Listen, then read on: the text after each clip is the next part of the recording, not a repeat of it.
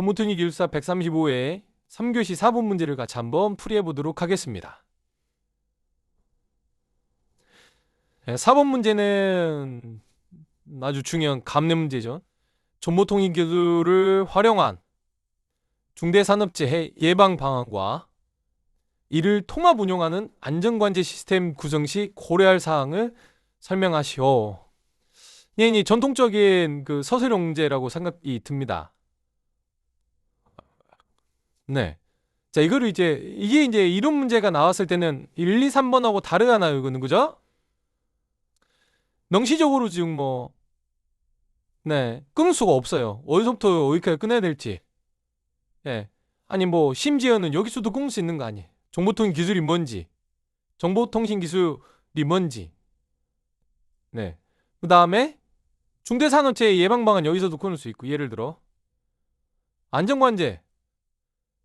고려사항 어디서 끊을 거냐 이거죠. 예. 일단 저는요, 여기에 일단 정보통신 기술로 갑자기 뜬금없이 이렇게 앞에다가 상위로 좀 하는 건 좀 뜬금없잖아요. 핵심은 사실은 이 정보통신 기술을 활용해 가지고는 중대산업재해를 예방하는 방법에 대해서 물어보는 거기 때문에 일단 첫 번째는 중대산업재해라는 게 도대체 뭐냐? 예. 거기서 한번 끊습니다. 중대산업재해. 그리고 거기에 대한 예방 방안. 그리고 포함 운영하는 안전관제 구성 시 고려사. 여기서도 끊을 수 있어요. 안전관제 시스템 도대체 뭔지. 그 다음에 구성 시 고려사로 끊을 수 있겠죠. 근데 저는 이제 3개로 끊었습니다. 3개로. 3개 정도로. 사실 이 내용 보면 중대산업재해가 뭔지 그래서 예방해야 되는데 안전관제 시스템을 구성하기가 필요하다. 그럼 뭘 고려해야 되느냐. 이렇게 3단위로 그냥 고를 수 있다라는 거죠. 네. 그래서 일단 첫 번째는 중대산업재해에 대해서 한번 알아봤습니다. 아니고 정리합니다. 일단 산업재해라는 게 뭔가요? 산업재해는요, 산업안전보건법에 따라서 근로자가 작업 또는 그 밖의 업무로 인해서 질병이나 부상에 걸리거나 사망하는 걸 보고 산업재해라고 이야기합니다. 중대산업재해라고 이야기하죠. 그럼 중대산업재해에 대해서는 법적으로 산업안전보건법 제2조 제1호에 나와 있어요. 뭐라고 하냐면 사망자가 1명 이상 발생하는 경우, 두 번째는 동일한 사업으로 6개월 이상 치료가 필요한 부상자가 2명 이상 발생한 경우, 세 번째는 동일한 유해 요인으로 급성 중동이나 대통령령으로 정하는 직업성 질병자가 1년 이내 3명 이상 발생되는 경우, 이걸 중대산업재해라고 이야기합니다. 이런 경우에 어떻게 하겠다? 중대산업재해 발생 때 중대산업처벌법에 따라서 경영 책임자, 요즘에 이게 CEO 대신에 CSEO가 많이 하죠. 법인이나 기관 등이 징역이나 벌금 등이 처벌받게 됩니다. 이 내용이 이제 산업안전보건법이죠. 이런 경우에는 이런 처벌을 받습니다. 네.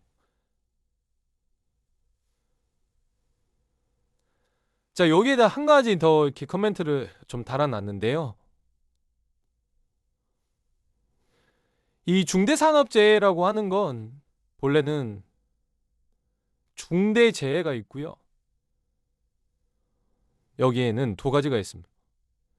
중대 산업재해가 있고요. 지금 저희가 다루고 있는 거죠. 그 다음에 중대 시민재해가 있어요. 이 중대 시민재해는 이거는 방금 설명한 대로 이 내용이고요. 중대 시민재해는 굉장히 한때 이슈가 됐었죠. 가습기 살균제 같은 거, 이런 것들에 대한 재해 같은 것도 중대 시민재해라고, 그런 걸 재해를 보고 중대 시민재해라고 이야기하고요. 중대재해는 이 산업재해하고 시민재해는 나눌 수 있다. 이런 내용. 이런 내용 굉장히 좋죠. 중대산업재해밖에 모르는데 중대 시민재해라고 있고 이런 걸 다 합쳐서 중대재해라고 부른다. 나 이런 것도 알고 있다. 어필하기 좋은 거죠. 그쵸? 네. 예방 방안은 뭐가 있습니까? 그래서 이때 이 앞에 있는 요 워딩이 필요한 거죠. 중대산업재해를 예방하는데 어떻게 예방합니까? 정보통신 기술을 활용해서 예방을 하라는 거죠. 자, 예방의 필요성은 뭐가 있죠? 네. 인명피해와 기업의 법적, 재정적 부담 줄이고요. 안전한 작업 환경을 조성해서 지속 가능한 경영을 실현하기 위해서 필요합니다. 라는 거죠. 그러면 이런 중대산업을 예방하기 위한 ICT 기술이 뭐가 있냐 이거죠. 스마트 센서, 웨어러블 디바이스, 지능형 CCTV, 디지털 트윈 같은 것들이 있습니다. 그렇죠? 스마트 센서 같은 것들은 온도, 습도, 유해가스, 진동, 소음 등을 실시간으로 측정해서 위험을 감지하는 그런 역할을 하고요. 웨어러블 디바이스는 근로자의 생체 신호를 파악하거나 위치 정보를 모니터링하는 그런 역할을 하는 거죠. 지능형 CCTV는 위험한 작업 환경이나 근로자 이상 행동을 자동 감지하는 거죠. 그렇죠? 작업자가 쓰러졌는지, 화재나 연기가 있는지, 그 다음에 가입자가 작업자가 SOS 동작을 취하는지, 그 다음에 가입자가 헬멧 안 쓰고 돌아다니는지 이런 것들을 CCTV 가지고 판단하는 거죠. 그렇죠? 그리고 CG 작업장이란 토너 감지방을 디지털 트윈으로 구현을 해서 요 연기에다 되는 거예요. 다 디지털 트윈으로 실제 작업장을 토너 감지 화면으로 만들고요. 거기 디지털 CCTV를 연동해 가지고는 작업자들에 대한 관리를 한다는 거죠. 이 영상뿐만이 아니라 스마트 센서나 영상 정보로도 관리를 하지만 센서 가지고도 하겠다라는 거예요. 그쵸? 이게 전부 다 ICT 기술이지 않습니까? 그쵸? 네. 이런 걸 묶어서 뭐라고 이야기도 합니까? 스마트 팩토리라고도 이야기하죠. 네. 자, 이렇게 해서 정보통신 기술을 활용한 중대산업 예방 방안 뭐가 있는지 한번 봤고요. 자, 그러면은 이런 걸 가지고 이제 통합관제를 만드는 게 궁극적인 건데, 통합관제를 할 때 고려사항이 뭐가 있느냐? 일단 통합안전관제 시스템이라는 거에 대한 개념 정해봤습니다. 모니터링하고 예방하기 위한 관리 시스템. 방금 사실 여기 나와 있는 내용들을 가지고 잘 꾸며주면 되겠죠. 개념은 어떻게 됐습니까? 디지털 트윈. 어디를 기반으로? 클라우드를 기반으로. 자, 이거 하기 전에 우리 정보통신 기술 이걸 바꾸고 이야기해서 바꾸고 이야기한 게 ICT. 그 다음에 이거를 통상용어 서비스 뭐라고 부르죠? 스마트. 스마트 스테이션. 어디죠? 스마트 스테이션이 뭐야? 어디서 하는 거죠? 지하철. 똑같습니다. 그 다음에 스마트 팩토리, 스마트 시티, 스마트 항만. 앞에 스마트 전부 다 ICT. 니코 정보통신 기술을 활용한 지하철, 공장, 도시, 항만. 예리 되는 거죠. 그림 다 똑같습니다. 뭘 들어가면 됩니까?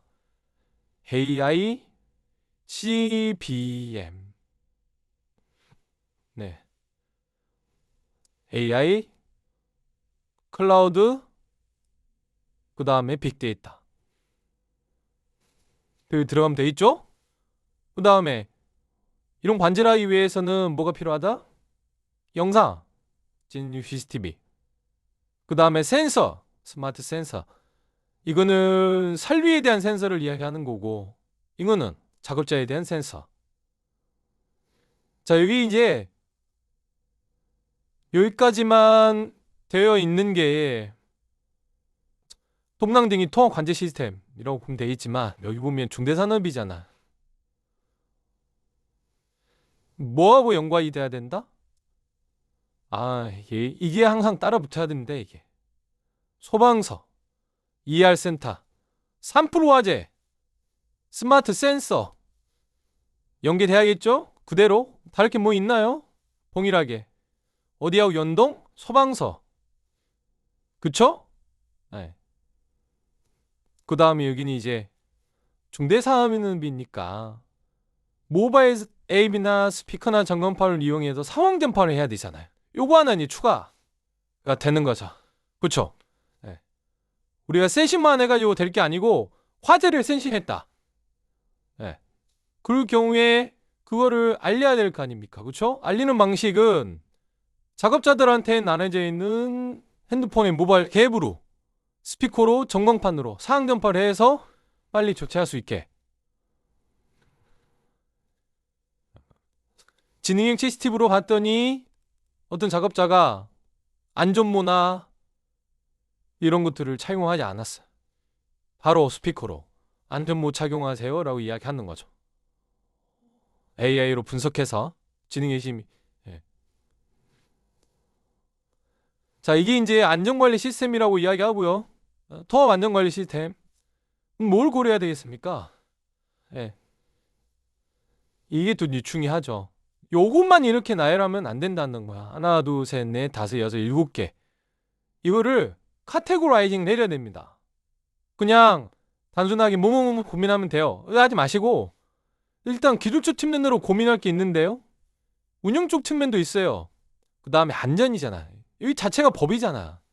법적 측면도 고민해야 돼요. 라고 이야기해야죠. 기술적 측면은 다양합니다. 상황은. 그 다음에 통합이기 때문에 아니 한 개 회사에서만 다 구축을 이런 것들 하진 않았을 거 아니에요. 그죠? 예. 다양한 회사에 솔루션들이 들어왔을 수 있는데 오히려 그렇게 해야죠. 예. 통합 관리하려고 그러면 이 디펜던시가 생긴다거나 벤더 종속이 생긴다 그러면 확장성이나 이런 게 그 다음에 투자율 측면에서 안 좋죠. 그 다음에 솔루션이 다 다룰 수 있는데 호환성 무조건 있어야 됩니다. 당연히 실시간성이 있어야 됩니다. 자, 운용적인 측면에서는요.